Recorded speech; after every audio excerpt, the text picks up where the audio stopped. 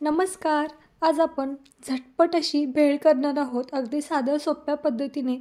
जेव्हा आम्ही लहान होतो त्यावेळेस जेव्हा सोमवारी बाजार असायचा त्यावेळेस नेहमी हमखास सोमवारी ठरलेली ही भेळ असायची. चला तर मग बघूया. त्यासाठी 4 कांदे घेतलेले आहेत आणि एक मोठा टोमॅटो आणि एक छोटा टोमॅटो घेतलेला आहे.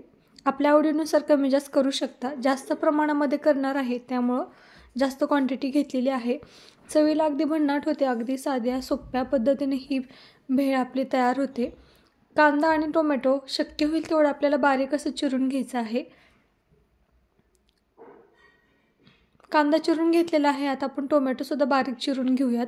खायला अगदी चविष्ट लागते. अगदी खमंग अशी भेळ लागते. जास्त साहित्यामध्ये नाही तर अगदी मोजक्या साहित्यामध्ये ही आपली झटपट अशी भेळ तयार होते. टोमॅटोसुद्धा आपला कट करून झालेला आहे. आता आपण कोथिंबीर थोडीशी कट करून घेऊयात. याच्यामध्ये कोथिंबीर खूप महत्त्वाची आहे. कोथिंबीरमुळं अगदी छान अशी चव येते. नक्की तुम्हीसुद्धा टाका. त्यानंतरने आपल्याला चुरमुरे घ्यायचे आहेत. चुरमुरे किंवा मुरमुरे म्हणू शकता. चाळून घेतलेले आहेत मी. त्यानंतरने चिरून घेतलेला कांदा टाकायचा आहे. बारीक चिरून घेतलेला टोमॅटो टाकायचा आहे. कांदा, टोमॅटो आणि कोथिंबीर घातलेली आहे. आता छान असं एकदा मिक्स करून घ्यायचं आहे आपल्याला. चांगलं मिक्स करून घेतल्यानंतरनी घरात जे उपलब्ध आहे ते फरसाण आपल्याला इथं टाकायचं आहे. तुम्ही इथं शेवसुद्धा टाकू शकता आणि फरसाणसुद्धा टाकू शकता. दोन्हीपैकी काहीही टाकलं तरीही चालेल. जे फरसाण तुमच्या घरात आहे ते टाका. परत एकदा छान मिक्स करून घ्यायचं आहे आपल्याला.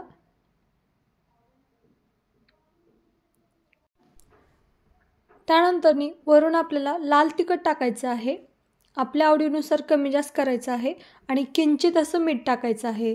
कारण की चुरमुऱ्यालासुद्धा मीठ असतं त्यामुळे जास्त मीठ टाकायचं नाही. फक्त 1 चिमूट आपल्याला मीठ टाकायचं आहे.